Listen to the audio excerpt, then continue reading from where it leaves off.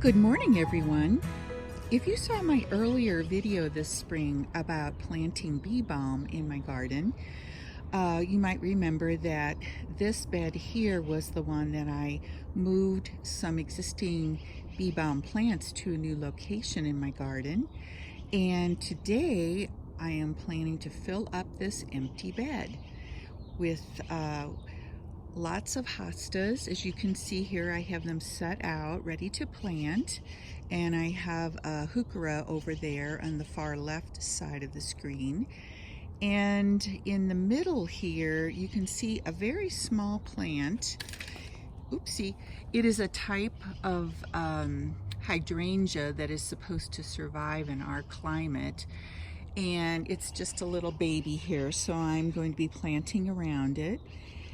And I want to take a few minutes to share with you some secrets about planting hostas and getting the best results with your hostas, developing and growing very beautiful plants. So let's get started on planting. All right, guys, so I'm here at my planting spot. I have a lovely hosta here called Sum and Substance, and it's one of those hostas that can really get to be huge. So I'm very excited to plant it. And I have some secrets, as I said, that I want to share with you about hostas and their care and planting and so on. I learned about these secrets. They're not really secrets, but I certainly never had heard about them until I watched a video from a nursery called Funkie Gardens. And I'm going to link that video in my description box for you because it is chock full of information about being a successful hosta grower. If you love them, if you have a lot of shade in your yard like I do, hostas really, of course, as you know, do well in the shade. And one of the secrets that he talked about in his video, and I just have a cup right here of this product. It's called Mill Organite, and it's sold as a grass fertilizer, but it is a fantastic fertilizer also for hostas. And I mentioned this in an earlier video I made last year, but Mill Organite is made in Milwaukee at a water treatment plant, and they have learned how to take human waste and transform it into fertilizer, you know, safely and successfully. And it has a little odor to it, but not really much different than the type that you smell with other fertilizers. Now, I'll put a picture here of a bag of Mill Organite so you can see what it looks like, and I will also link it down in my description box. They do sell it on Amazon, but I have been able to find it at Walmart here. In any case, the beauty of Mill Organite, in addition to being an amazing fertilizer for the hostas, is that it gives off just a very slight human scent that animals can really smell. And because of that, it's a very good deterrent for deer and rabbits coming and ravaging, you know, your hostas. So I just love this. And, you know, we do have a rabbit problem in our neighborhood.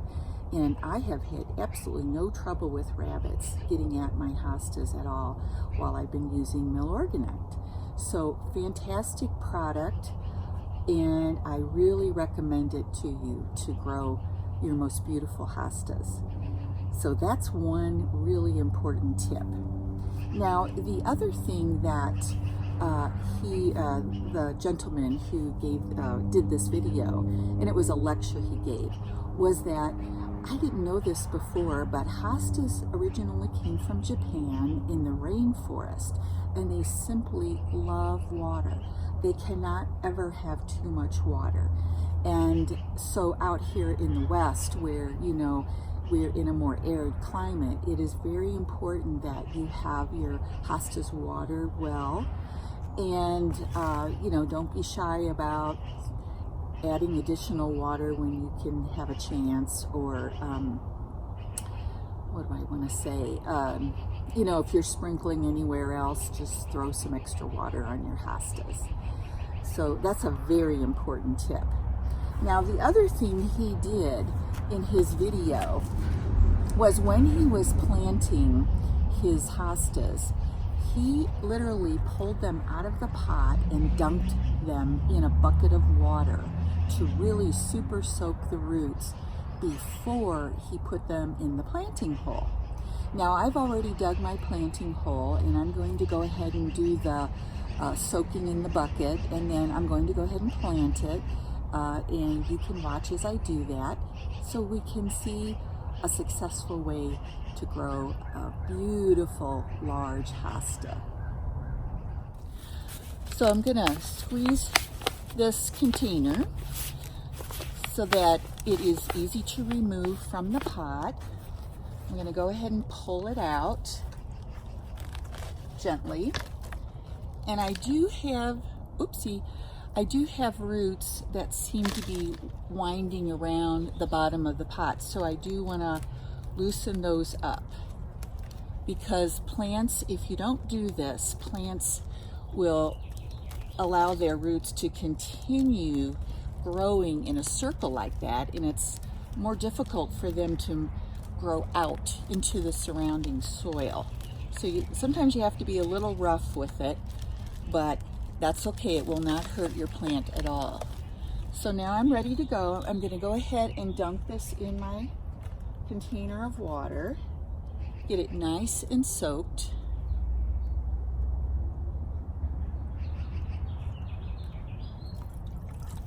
You can see it's just dripping. I'm going to set it right here for just a minute. I'm going to reach over here and get my container of mill organite, and I'm just going to liberally sprinkle it in the bottom of the planting hole. And then we'll go ahead and place it in the hole.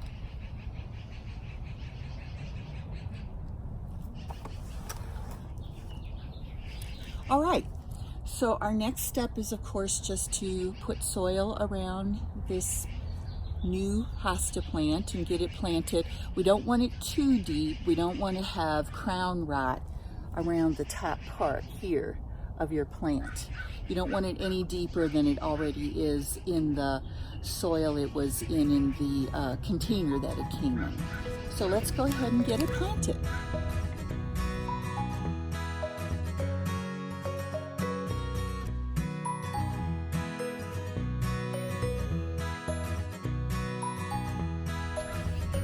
All right, so my next step will be to get this plant onto my drip system, and here you can see a little hose, a drip hose, and I'm going to go ahead and connect it to this plant, and it's a little bit too long, so I'm going to cut that hose down to size to fit, you know, that I need it to come directly to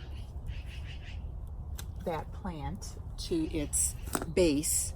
So I'm simply going to use one of my landscape staples to tuck that in. And our next step will be to add more mill organite to the top of the soil. And you can really be generous with the mill organite.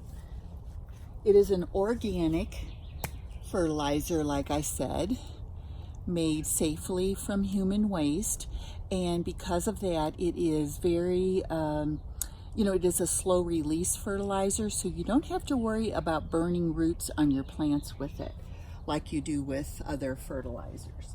And of course, because hostas love water, as I said, our next step will be to water in the mill organite that I placed on there. My soil is already pretty moist because my sprinkler system went off this morning, and so everything has been watered. But it doesn't hurt to add a little more water. So, whoopsie. So I'm just getting my watering can and water that in well.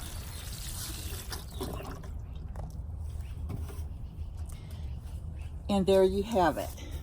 This is how I am hoping to grow the most beautiful, lush hostas in my garden this summer. Now, I'm going to go ahead and complete planting the rest of the hostas and plants in this area, and then I'll give you a look at this little garden patch. You can see what it looks like. All right, guys, I'm back and I have this garden area completed. It does look a little bit sparse at the moment because these hostas need the space in which to grow, so this area will fill up as the hostas grow over the years.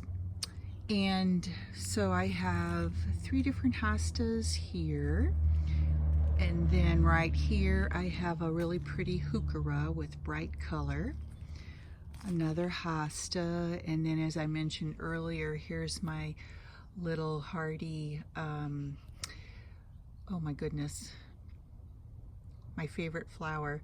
I can't think of it at the moment. I'll come back to that. And then here, this one is called Sum and Substance, and it grows humongous.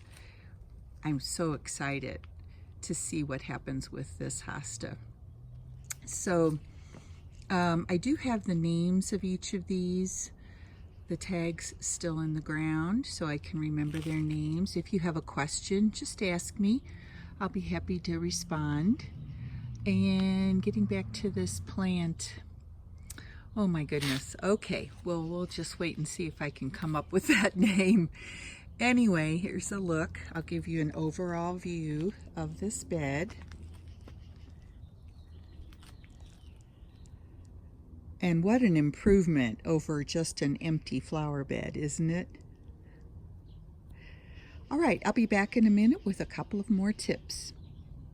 I hope you enjoyed this video about caring for hostas and planting them, and I hope you learned a little bit.